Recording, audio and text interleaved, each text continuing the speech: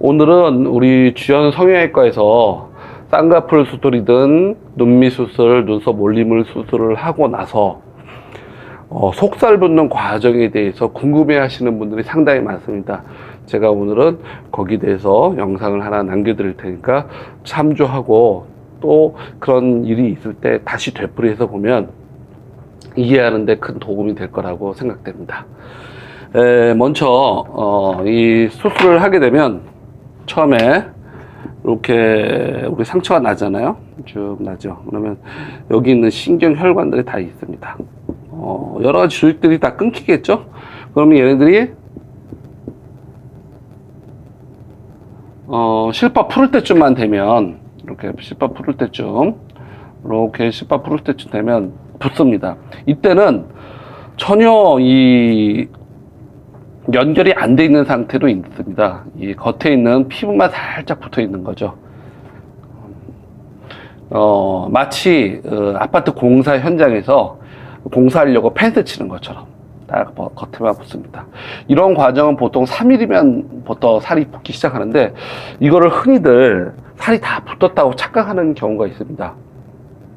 이거는 살이 붙은 게 아니라 외부의 어떤 균이라든지 여러 물질들이 들어오지 말라고 일단을 여기를 그냥 막아놓은 상태입니다. 이 피부 안쪽에는 전혀 아직까지 재생의 기미가 없습니다. 그러면 이 재생이 언제부터 되냐? 그러면 이 재생이 시술하고 나서부터 한 보름, 15일. 그러면 수술하고 실밥 풀을 때까지 한 열흘 정도 잡아먹죠? 그러면 15일 하면 거의 20일에서 25일 정도 되죠? 이때부터 수술 처음 시작하는 날로부터 생기기 시작합니다. 그래서 이게 제일 심하게 생길 때가 언제냐? 한 달 전으로 제일 심하게 생깁니다. 요 가까이 와가지고 여기를 좀 촬영해 주세요. 지금 현재 이렇게 보면은 요 절단된 조직이 상처가 그 실밥을 풀고 나서 아물고 날 때는 아무것도 안 붙고 이제 보름에서 한 달 정도 지나면서 이 안에가 자기 조직을 찾아가기 위해서 막 뭉쳐 있는 게 보이죠. 그래가지고 결과적으로는 상처 부위가 이렇게 도드라도 보이고 막 모세혈관이 증식하니까 전체적으로 벌겋게 보이고 이렇습니다. 근데 이 기간은 아주 상당히 불편하게 진행이 됩니다. 그래서 이때가 되면은 상처 부위가 땡기고 따끔거리고 가렵고 뻘개지고 몽우리가 만져지고 그런 아주 불편할 수 있는 그게 많이 생깁니다. 그러면 이 몽우리가 올라와서 이 상처 부위가 몽우리가 올라오겠는데 그러면 이게 어느 부위에 호발하냐면 눈 밑에는 자세히 보면 이렇게 눈 밑에 요 바깥쪽이 호발합니다. 물론 요 앞쪽에도 호발하는 사람이 있어요.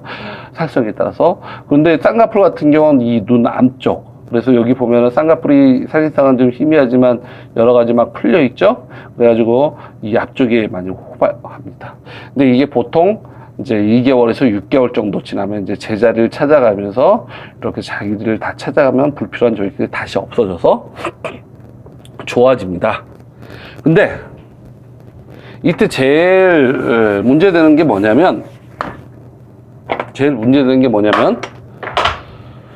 보세요. 이 쌍꺼풀이라는 거는 요 주름이 이렇게 있고 눈 이렇게 돼 있죠. 요 안검판이 잡아 당기면서 여기 있는 피부는 가만히 있으려고 하면서 쌍꺼풀이 생기는데 우리가 상처를 잘라낸 그 상처 부위가 여기입니다. 그러니까 여기가 지금 막 부풀어 오르니까 이렇게 당길 때 여기가 접혀야 되는데 접히지를 않고 여기가 뻣뻣하니까 이 약한 이 부위가 꺼지게 됩니다. 마치 잠깐만요. 저 지구본을 좀 줘보세요.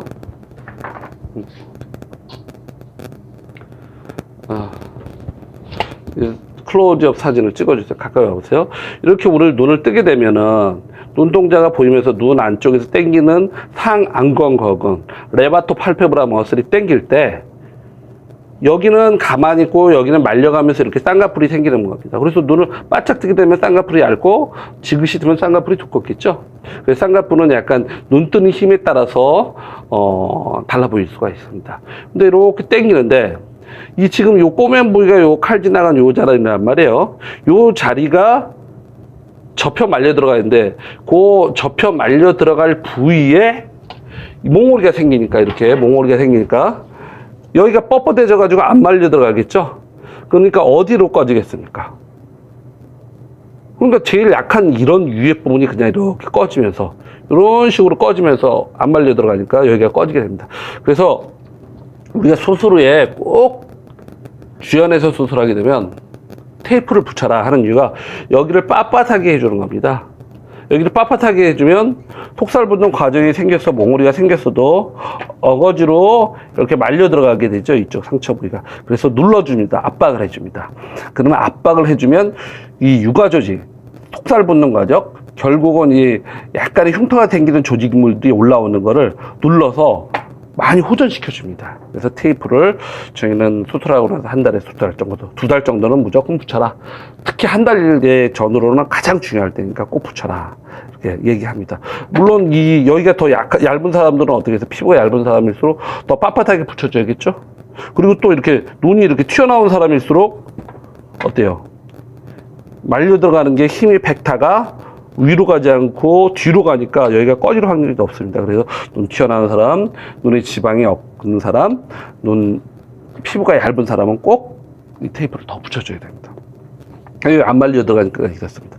그나마 쌍꺼풀에서 위쪽이나 뒤쪽은 이렇게 말려 들어갑니다. 근데 잘 보시면 여기는 말려 들어가지 못하고 특히 앞쪽에서는 위에는 여기 몽골이가 생기니까 안 말려 들어가서 여기가 몽골이가 이렇게 생긴다면 안 말려 들어가니까 밑으로 주름이 나든가 아니면 위로 꺼지게 되죠. 그래서 눈 밑에 보면은 이렇게 몽골이가 올라오면서 앞으로 뻗치든가 밑으로 쌍꺼풀이 내려가게 됩니다. 그건 또 놀라운 일은 그럼 똑같은 사람인데도 이게 조직이 다르게 나타날 수 있습니다. 어떤 데는 더 심하고 어떤 데는 더 심할 수가 있죠.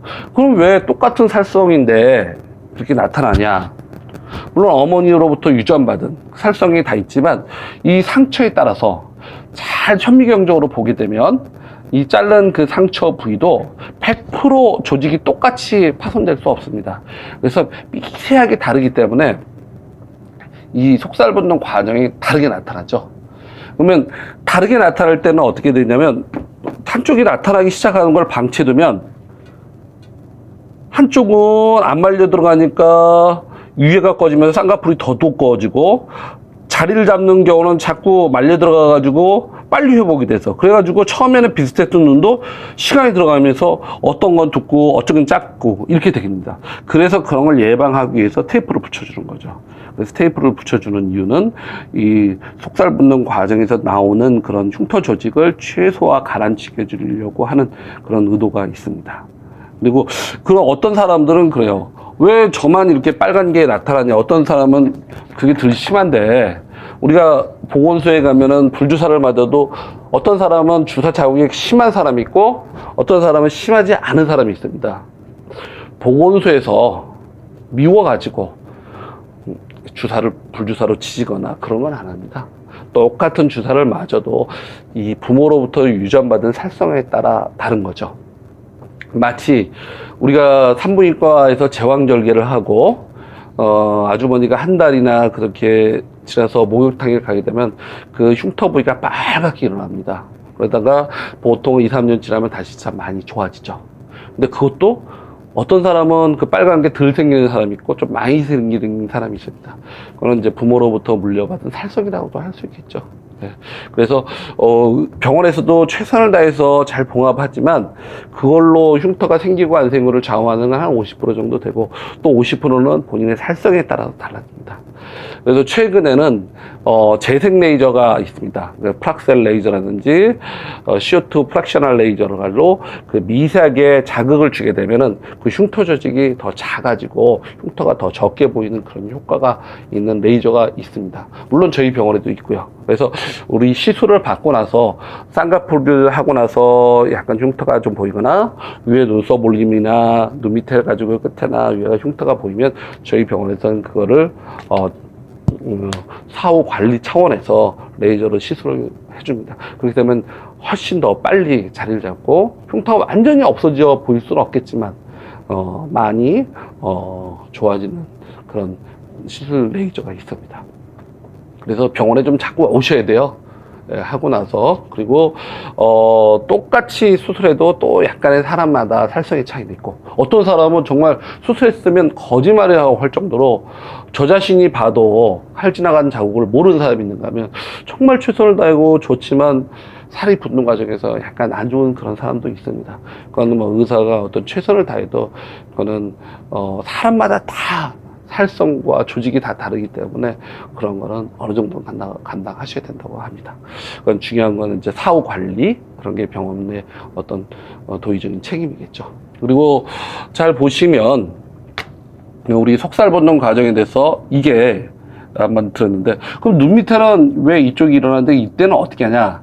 이렇게 몽골이가 올라오면 여기가 꼭 파다리 뭉치는 것이나 좁쌀을 뭉치는 것이 올라옵니다. 그러면 이제 한 달쯤 돼서 제일 올라오는데, 그때 우리 트리암시놀론이라는 주사를 좀 맞춰주면 그게 주저앉습니다. 더 너무 많이 맞게 되면 오히려 여기가 꺼지겠죠. 그래서 이렇게 그때 가서 사후 경과를 보러 오는 게 중요하고, 그럼 경과는 언제 보러 오는 게 제일 좋아요? 라고 묻습니다. 만족도 그래프를 제가 한번 좀 그리면서 설명을 드릴게요.